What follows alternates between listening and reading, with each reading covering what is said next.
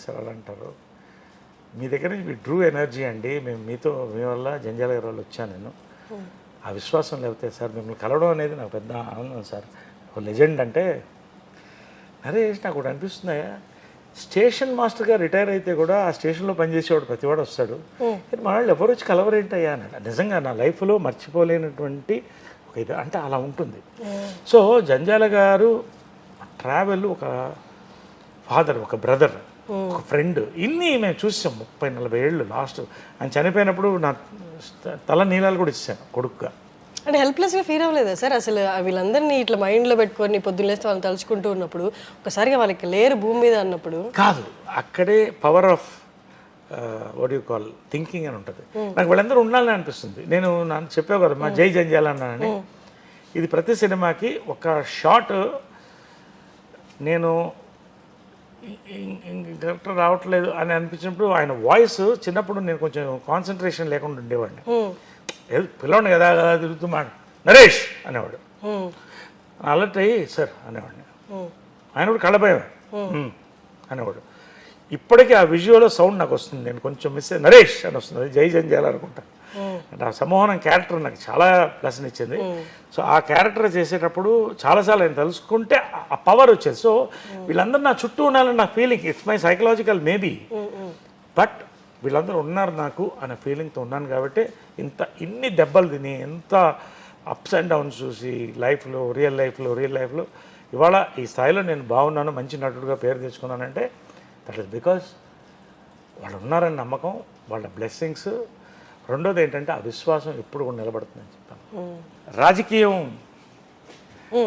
చాప్టర్లో చాలా ఇంపార్టెంట్. నేను ఐడియాలజికల్గా ఆర్ఎస్ఎస్ చాలా ఇష్టం, బీజేపీలో చేరాను, స్టేట్ యూత్ వింగ్ ప్రెసిడెంట్ అయ్యాను, జనరల్ సెక్రటరీ అయ్యాను, వైస్ ప్రెసిడెంట్ అయ్యాను, కంటెస్ట్ చేశాను. అప్పుడు వాజ్పేయి గారు నన్ను పేరు పెట్టి పిలిచేవాడు, అంటే అంత బాగా పరిచయం. సో ఆయన మంచి కవి అనమాట. సో ఆయన మీద పోయిటరీ రాసి 1,00,000 మంది ముందు చదివాను. యూ రైట్ పోయిటరీ ఆల్సో అన్నాడు. I never forget this memory. అటల్జీ the wisest and నోబెలెస్ట్ of Sons of mother India అని పోయం ఇక్కడ ఉంది. ఆ పోయము. సో యూత్ వింగ్ ప్రెసిడెంట్ అప్పుడు. అంటే అమ్మ మాత్రం చాలా డిప్రెస్ అయ్యేది, ఇంత వదిలేసి నువ్వు అంతా వెళ్తున్నావు అంటే ఎందుకు నాకు లాగుతుంది, అటు ఏదో చేయాలనిపిస్తుంది. ఐ బిలీవ్ ఏదో జరగాలి ఇండియాకి అని, అది ఇప్పుడు జరుగుతుంది. I don't want to talk beyond that in politics. వెళ్తున్నప్పుడు ఈ ఉంగరం చాలా మెమరీ.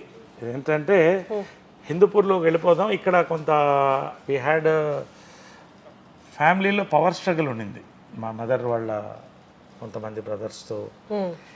సో అణిచివేత అనేది ఎక్కడో కాదు, ఇంట్లోనే స్టార్ట్ అవుతుంది. చాలా హింసపడ్డాను నేను.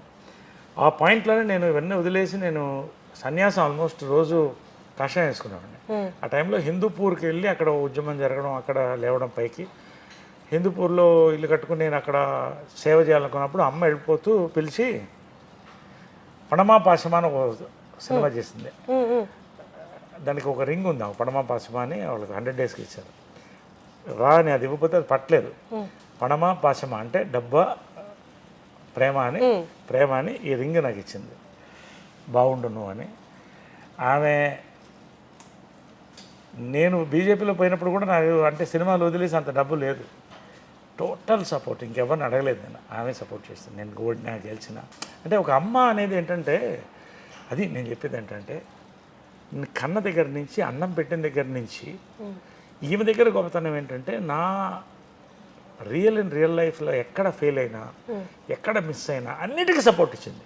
చెప్పకుండానే సైలెంట్గా ఉండేది, కానీ చేసేది. సడన్గా చూస్తే బ్యాంక్లో 10 లక్షలు పడింది.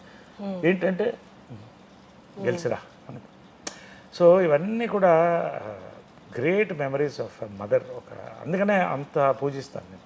సార్ కానీ మీకు ఎప్పుడు అనిపించలేదా సార్, అమ్మ నా పట్లే పార్షియల్గా ఉండాలి, లేదు అమ్మ అందరికి అమ్మలాగే ఉంది ఇంట్లో, అది అన్నలకైనా తమ్ముళ్ళకైనా మిగతా వాళ్ళందరికైనా, నా పట్ల పార్షియల్గా ఎందుకు లేరని మీకు అనిపించేదా? అంటే ఒకటి ఏంటంటే ఒక వాతావరణంలో పెరిగినప్పుడు ఇప్పుడు నా అంకుల్స్ ఆల్మోస్ట్ అందరూ, అంటే మదర్ బ్రదర్స్ అందరూ కూడా నన్ను అమ్మలానే చూశారు, ఒకటి తప్ప పేరు చెప్పను నేను.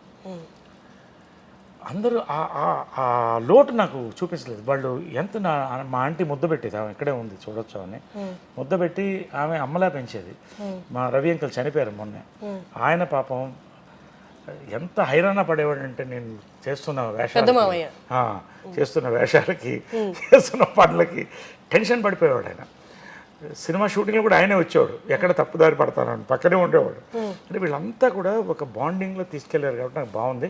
సరే, ఒక్కొక్క ఫ్యామిలీలో ఒక చీడ పురుగు ఉంటుంది, అది ఆ ఇబ్బంది కూడా పడ్డాను. నన్ను వేరు చేయడం మదర్ దగ్గర అని చాలా ప్రయత్నం జరిగింది. ఎందుకంటే నేను స్ట్రాంగ్ పర్సనాలిటీ, ఇక్కడ ఒక ఎంపైర్ ఉంది, దీన్ని డిస్ట్రాయ్ చేయడం అంటే నన్ను డిస్ట్రాయ్ చేయాలి, వాళ్ళు లాభపడాలని ట్రై చేసిన. ఇవన్నీ జాయింట్ ఫ్యామిలీలో సహజమైంది, నేను కాదంట్లా.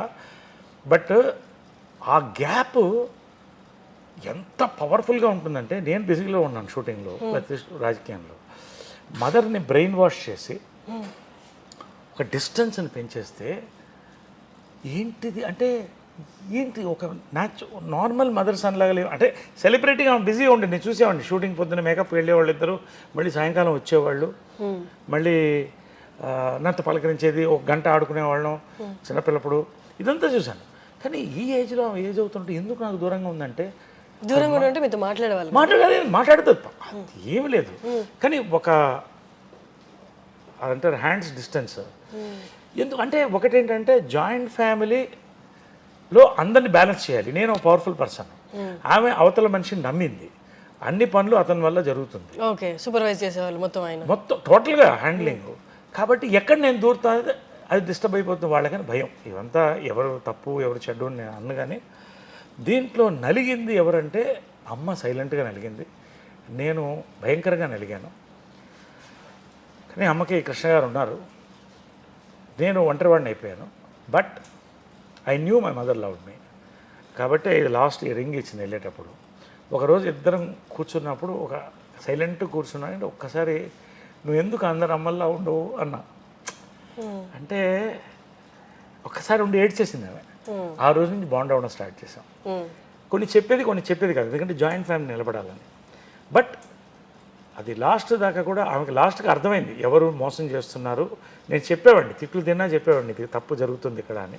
I don't want to talk much about it. But ఫైనల్గా ఒకటి చెప్పింది, ఎవరుంటే ఉన్నాయి, ఎవరు పోతే పోనీ, ఇది నీది, నీ పిల్లలకి నేను చేసి పెట్టింది, కృష్ణ గారు చేసి పెట్టింది, నువ్వు హ్యాపీగా ఉండు, ఒక మాట నీతో ఎవరుంటే వాళ్ళని నాన్నదమ్ములు లాస్ట్ వరకు బాగా చూసుకోవాలి. రోజు మార్నింగ్ అందరినీ పలకరిస్తాను, అందరికీ కాఫీతో కలుస్తాను, మాట్లాడతాను, అందరితో భోంచేస్తాను. వాళ్ళు అంతే ప్రేమ, వాళ్ళకి ఏం కావాలి ఆర్థికంగా ఇది కానీ కూడా అందరికీ బాగా ఇచ్చింది ఫ్లాట్స్ అన్నీ కూడా. దాన్ని వాడుకున్న వాళ్ళు బాగా వాడుకున్నారు, వేస్ట్ చేసుకున్నారు, ఎవరి వాళ్ళ లైఫ్ అయిపోయింది. I don't want talk much. But నేను ఎందుకు చెప్తానంటే, మా అమ్మ లాస్ట్ సఫరింగ్లో ఆ ఫ్యామిలీని కలిపి ఉంచాలన్న ప్రయత్నంలో పాపం చాలా కోల్పోయింది. బట్ ఇట్స్ ఓకే, దేవుడు ఉన్నాడు కదా. సముద్రంలో కొన్ని చెరువులు పోయినాయి. రోజున సమ్మర్లో పిడుగులు వెళ్తూ వర్షం కూర్చుంది. సో ఇట్స్ మెమరబుల్ ఇదనమాట. అది కృష్ణదేవరాయలు వేషం వేసింది. నవరసరాయన్ బిరుదు కూడా తర్వాత ఇచ్చారు నాకు.